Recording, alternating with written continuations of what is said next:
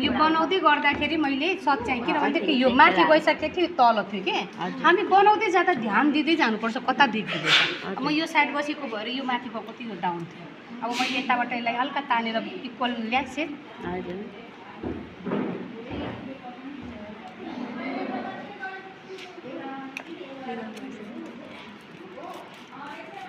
अब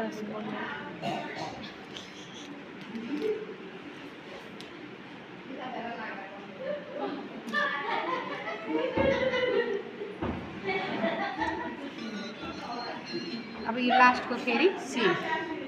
हामीले राउन्ड गरी गर्दै सिम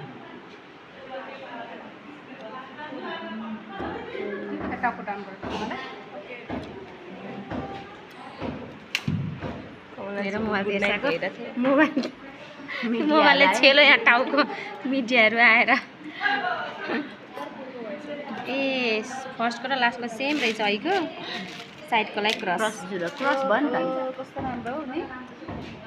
यति भएपछि ब्युटी भइहाल्यो साडी ल्याउँ अनि लास्ट यो पिन्ने फिक्स